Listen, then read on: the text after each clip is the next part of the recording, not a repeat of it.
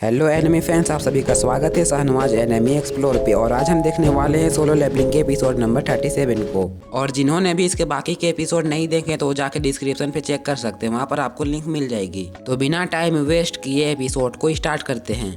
पिछले एपिसोड में हमने देखा था जिन वो डीमन कासिल के अंदर चला जाता है और डीमन कासिल के अंदर वो कारगलान को बाहर निकालता है और जिन वो कारगलान को मैजिकल क्रिस्टल भी देता है जिससे कि कारगलान की पावर डबल हो जाती है। वहीं पर हमें दिखाया जाता है कि जापान के एक आइलैंड पे दो हंटर पेट्रोलिंग कर रहे होते हैं। वो दोनों हंटर जापान के उस आइलैंड पे पेट्रोलिंग कर रहे होते हैं, तभी उनके सामने एक चींटी आ जाती है जो कि अपने दो पैरों से चल रही होती है और उसके पंख भी होते हैं। जिसके बाद हमने देखा था जिन वो डीमन कासिल के अंदर अपने शैडो सोल्जर्स को 6 टीम में बांट देता है और उनसे कहता है कि तुम लोग को जाकर मॉन्स्टर को मारना है और उनसे एंट्री परमिट लाना है जिससे कि जिन्हो नेक्स्ट फ्लोर पे जा सके। जिन्हो की बात मानकर उसके सारे शैडो सोल्जर्स अलग अलग टीम में बढ़ जाते हैं और डेंजन के अंदर अलग अलग दिशा में जाकर मॉन्स्टर को मारने लगते हैं। और यहीं पर एपिसोड 36 की एंड हो गई थी। तो यहाँ से हम एपिसोड को आगे बढ़ाते हैं। जिन्हो अपने सारे शैडो सोल्जर्स को वहाँ से भेजने के बाद वहीं पर खड़ा होता है और अपने स्टोर से एक पोशन खरीद कर पी रहा होता है जिससे कि माना की एनर्जी बढ़ती है।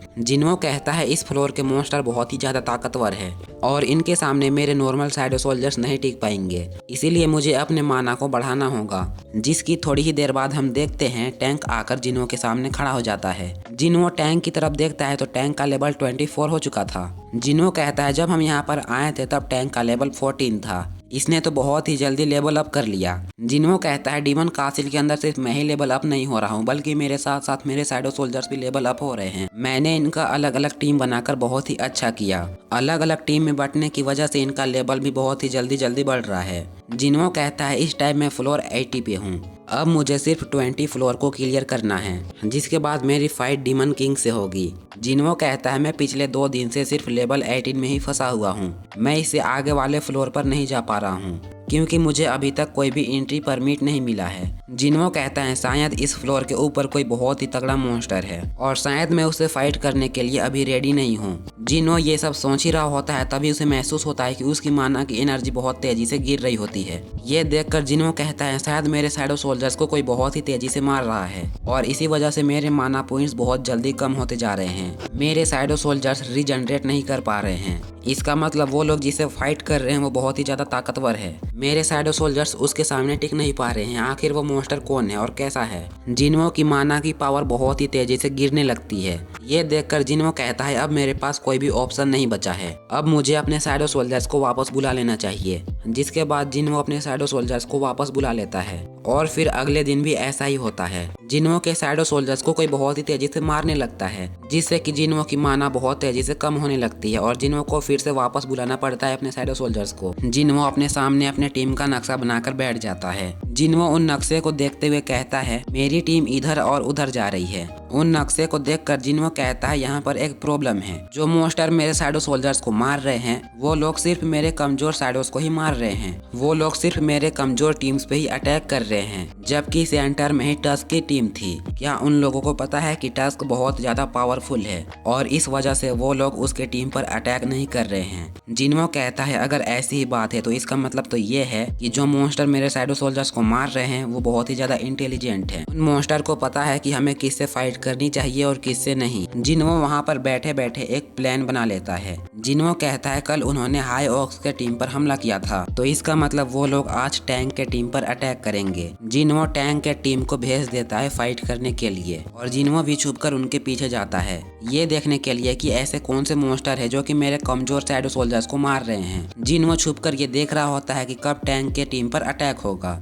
टैंक की टीम सामने चलते जा रही होती है, तभी उनके सामने से कुछ स्पेशल टीम निकलकर सामने आती है जो कि डीमंस की टीम होती है। उन्हें देखकर जिन्हो कहता है इनमें से एक डीमन नोबल है और उसके अगल बगल 3 डीमन नाइट्स हैं। उनमें से एक डीमन नाइट आगे बढ़ता है और टैंक के टीम पर अटैक करता है। वो डीमन नाइट एक आइस बियर को मार देता है। इस तरीके से फाइट करता देख जिन्हो कहता है तो इस तरीके से वो लोग मेरे शैडो सोल्जर्स को मार रहे हैं, वो लोग मेरे कमजोर सोल्जर्स को निशाना बना रहे हैं। जिन्हो जल्दी से अपने स्टाइल्स मोड हुए चला जाता है और भागते हुए उस नाइट की तरफ जाता है और कहता है मेरे शैडो सोल्जर्स इनके सामने नहीं टिक पाएंगे, मुझे खुद ही इनका सामना करना पड़ेगा। जिन्हो बहुत ही स्पीड के साथ आगे बढ़ता है और उनमें से एक नाइट को मार देता है। उस नाइट के मरते ही जो बाकी के 2 डीमंस बचे थे वो भी हमला कर देते हैं। वो जिन्हो के शैडो सोल्जर्स पे नहीं अटैक करते हैं बल्कि वो जिन्हो पे ही डायरेक्ट अटैक कर देते हैं। जिन्हो उन्हें देखकर तुरंत ही वहां से गायब हो जाता है। जिन्हो बहुत ही स्पीड के साथ एक नाइट के पीछे आ जाता है और अपने डैगर से अटैक करते हुए उन दोनों नाइट्स को भी मार देता है। उन्हें मारते ही जिन्हो के पास एक विंडो ओपन होती है और जिन्हो से कहा जाता है तुमने डीमन नाइट्स को मार दिया है। जिन्हो के सामने अब एक डीमन नोबल बचा हुआ होता है। उसे मारने के लिए जिन्हो उसकी तरफ आगे बढ़ता है। जैसे ही जिन्हो उसके करीब पहुंचता है वो डीमन नोबल जिन्हो को देखकर बहुत ज्यादा डर जाता है और कांपने लगता है। उसे कांपता हुआ देखकर जिन्हो कहता है मुझे नहीं पता था कि डीमंस को भी डर महसूस होता है। वो डीमन नोबल जिन्हो में बहुत स्पीड के साथ अपने भाले से अटैक करता है। जिन्हो उसके सारे अटैक को डॉज करता है। जिन्हो कहता है ये तो मेरे गर्दन पर अटैक करने की कोशिश कर रहा है जिससे कि मैं एक ही बार में मर जाऊं। इसका निशाना तो बहुत ही ज्यादा एक्यूरेट है, मुझे इसके निशाने को बहुत स्पीड के साथ डॉज करना होगा। अगर मैं उसके निशाने को डॉज नहीं कर पाता हूँ तो मैं यहीं पर मर जाऊंगा। जिन्हो कहता है फ्लोर 1 से 70 तक जितने भी डीमंस थे उनका रैंक ए और डी का था, जबकि इस कासिल के अंदर जितने भी बॉस हैं वो सभी एस लेवल के बॉस थे। लेकिन पता नहीं क्यों ये डीमन नोबल इतना ज्यादा पावरफुल नहीं है। जिन्हो बहुत ही स्पीड के साथ आगे बढ़ता है और उसके फेस को अपने हाथ से पकड़ लेता है। उसके फेस को पकड़ते हुए अपने दूसरे हाथ से उस पर डैगर से अटैक करने लगता है। लेकिन तभी वो डीमन नोबल बहुत तेजी से चिल्लाने लगता है और कहता है आई गिव अप, मैं हार मानता हूँ, मुझे माफ कर दो, मैं तुमसे नहीं लड़ पाऊंगा, मुझे माफ कर दो। वो डीमन नोबल ये कहते हुए अपना भाला फेंक देता है। ये देखकर जिन्हो बहुत ही ज्यादा हैरान हो जाता है और कहता है आखिर आजकल सारे मॉन्स्टर को क्या हो गया है, ये सारे मॉन्स्टर इंसानी भाषा क्यों बोल रहे हैं। लेकिन साथ ही जिन्हो को ये महसूस होता है कि इस डीमन का आवाज लड़की जैसा है। जिन्हो उस डीमन नोबल का मास्क उतार कर देखता है तो सच में वो एक डीमन गर्ल होती है। वो डीमन लड़की जिन्हो से कहती है प्लीज मुझे माफ कर दो, मुझे मत मारो, मुझे जिंदा छोड़ दो, मुझे यहाँ से वापस जाने दो। जिन्हो उस डीमन लड़की से कहता है तुमने मेरे शैडो सोल्जर्स को मारा और उन्हें खत्म कर दिया, जिसके बावजूद तुम मुझसे भीख मांग रही हो कि मुझे जिंदा जाने दो। जिस पर वो डीमन गर्ल कहती है मैं मानती हूँ कि मुझसे बहुत बड़ी गलती हो गई है, मैंने तुम्हारे शैडो सोल्जर्स को मारा, मुझे इस बात का पछतावा है, प्लीज मुझे यहाँ से जाने दो। वो डीमन लड़की फिर से जिन्हो से कहती है मैं अपने क्लैन की तरफ से तुमसे फाइट कर रही थी, ये एरिया हमारे अंडर आता है और हमें इस एरिया को सेफ रखना होता है। हमें ये ऑर्डर दिया गया है कि अगर हमारे एरिया में कोई घुस आता है तो उसे मार डालना है और तुम्हारे शैडो सोल्जर्स हमारे एरिया में घुस आए थे, इसीलिए हमें तुम्हारे शैडो सोल्जर्स को मारना पड़ा। जिन्हो कहता है क्या ये तुम्हारे लिए ठीक है, तुम मुझसे माफी की भीख मांग रही हो जबकि पहले ही मैंने तुम्हारे 3 नाइट्स को मार दिया है। वो डीमन लड़की जिन्हो से कहती है मैं उन नाइट्स की मास्टर हूँ, मुझे वो जिंदा देखकर बहुत ही ज्यादा खुश होंगे, वैसे भी मुझे प्रोटेक्ट करना उनकी जिम्मेदारी थी। जिन्हो उसकी तरफ देखता है और कहता है ये लड़की तो बहुत ज्यादा सेल्फी से मतलबी है, लेकिन साथ ही वो कहता है ये लड़की नहीं बल्कि एक डीमन है। जिन्हो उसके फेस को देखते हुए कहता है इसकी शक्ल तो बिल्कुल इंसानों जैसी है और मैं इस लड़की को नहीं मारना चाहता। लेकिन जैसे ही उस डीमन लड़की को लगता है कि मुझे एक मौका मिल गया है इसे मारने का, तभी वो जिन्हो पर अटैक करने का सोचती है और जिन्हो पर अटैक कर देती है। उसी टाइम टस्क बाहर निकलता है और जिन्हो के पीछे एक शील्ड बना लेता है और जिन्हो को प्रोटेक्ट कर लेता है। जिन्हो उस डीमन लड़की से कहता है तुम्हें क्या लगा था तुम मुझे मार डालोगी, ये तुम्हारी बहुत बड़ी गलती थी। तभी जिन्हो देखता है कि वो लड़की जिन्हो के पैरों पर गिर गई है और जिन्हो से माफी मांग रही होती है। वो लड़की जिन्हो से कहती है अगर तुम मुझे छोड़ दोगे तो मैं वो सब कुछ देने के लिए तैयार हूँ जो तुम्हें चाहिए। जिन्हो कहता है पता नहीं ये कैसी डीमन है जो मुझ पर अटैक करने के बाद फिर से माफी मांग रही है। जिन्हो उस लड़की से कहता है क्या तुम मुझे एंट्री पास दे सकती हो, जिस पर वो डीमन लड़की जिन्हो से कहती है वो एंट्री पास हमारे क्लैन पे है और हमारे लोग उसे प्रोटेक्ट कर रहे हैं, अगर तुम मुझे बिना नुकसान पहुंचाए वहां पर ले जाते हो तो हम तुम्हें वहां पर एंट्री पास दे देंगे। जिन्हो सोचते हुए कहता है आखिर ये डीमन उस एंट्री पास को क्यों प्रोटेक्ट कर रहे हैं, मैं तो काफी देर से यही सोच रहा था कि मुझे एंट्री पास क्यों नहीं मिल रहा है, मुझे नहीं पता था कि वो एंट्री पास तुम्हारे क्लैन के लोगों के पास है। वो डीमन लड़की जिन्हो से कहती है सिर्फ एक ही पास नहीं बल्कि मुझे सारे पास का पता है, अगर तुम मुझे जिंदा छोड़ दोगे और मेरे क्लैन के पास ले जाओगे मैं तुम्हें बता दूंगी कि सारे पास कहाँ पर हैं। जिन्हो कहता है असली प्रॉब्लम तो ये है मैं इस डीमन लड़की पे भरोसा कर सकता हूँ या नहीं। जिन्हो आगे बढ़ता है और उसके करीब चला जाता है। उसके सामने जाकर जिन्हो ब्लडलेस एबिलिटी को इस्तेमाल करता है और साथ ही उस लड़की से पूछता है, क्या मैं तुम पर भरोसा कर सकता हूँ। वो लड़की जिन्हो के ब्लडलेस एबिलिटी को देखकर बहुत ज्यादा डर जाती है। वो लड़की जिन्हो से डरते हुए कहती है, तुम मुझ पर पूरा भरोसा कर सकते हो। जिन्हो कहता है, चलो ठीक है, मैं तुम्हारी बात मान लेता हूँ। अगर तुम मुझे एंट्री पासेस दे देती हो तो मैं तुम्हारे क्लैन के किसी भी डीमन को नहीं मारूंगा और ना ही तुम्हें। मैं बस एंट्री पास को लेकर यहाँ से चला जाऊंगा। लेकिन साथ ही जिन्हो कहता है, मुझे तुमसे एक सवाल पूछना है, आखिर तुम हो कौन। तभी सीन शिफ्ट हो जाती है और हमें जापान के उसी आइलैंड को दिखाया जाता है जहाँ पर वो पंखों वाली चींटी आई थी जो कि अपने दोनों पैरों से चल रही होती है। वो पंख वाली चींटी बहुत सारे इंसान को मारकर खा रही होती है। उसी चींटी के पास एक जिंदा आदमी बैठा होता है जो कि बहुत ज्यादा डरा हुआ होता है। वो आदमी उस चींटी को देख रहा होता है इंसानों को खाते हुए और वो आदमी उस चींटी को देखकर बहुत ज्यादा डर जाता है। वो आदमी इतना ज्यादा डर जाता है कि वो अपने हाथ पैर को भी हिला नहीं पा रहा था।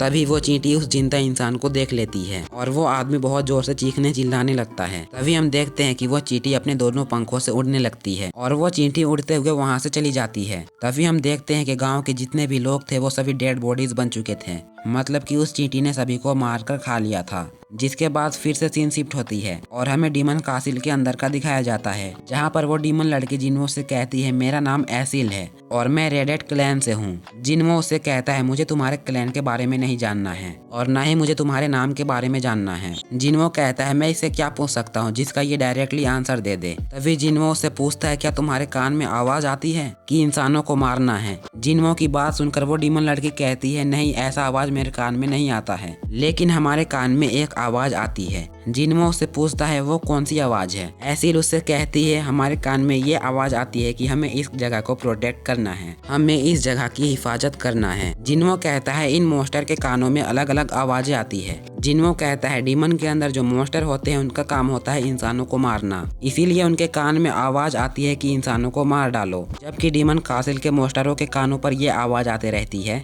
कि अपने जगह की हिफाजत करो। जिन्हो कहता है, कहीं ऐसा तो नहीं डीमन कासिल के अंदर का मॉन्स्टर मैं हूँ और इन लोगों को अपने एरिया को मुझसे बचाना है। जिन्हो डीमन लड़की से दूसरा सवाल पूछता है, तुम्हें ये आवाज कब से आना शुरू हुई है। जिस पर वो डीमन लड़की कहती है, जब से हमारी आंखें खुली है। ये सुनते ही जिन्हो काफी हैरान हो जाता है और उससे कहता है, इस बात का क्या मतलब है कि जैसे ही तुम लोगों ने अपनी आंखें खोली और तुम्हें ये आवाज सुनाई दे रही है। जिन्हो कहता है, कहीं ऐसा तो नहीं कि इन डीमंस को कहीं और से लाया गया है सिर्फ मेरे ट्रेनिंग के लिए। मुझे इसके बारे में और भी जांच पड़ताल करना होगा, इससे शायद मुझे सिस्टम के बारे में और ज्यादा जानकारी मिलेगी। जिन्हो उस डीमन लड़की से कहता है, यहाँ पर आंखें खोलने से पहले तुम लोग कहाँ पर थे। जिस पर वो लड़की कहती है, इससे पहले हम लोग डीमन वर्ल्ड पे रहते थे, फिर अचानक से क्या हुआ और हम लोग यहाँ पर आ गिरे। यहाँ पर जब से हम लोगों ने अपनी आंखें खोली तब से हमारे कान पर एक आवाज आ रही है और वो आवाज यही है कि अपने जगह की हिफाजत करो। तभी से हम अपने एरिया की हिफाजत कर रहे हैं। जिन्हो उस डीमन लड़की से पूछता है,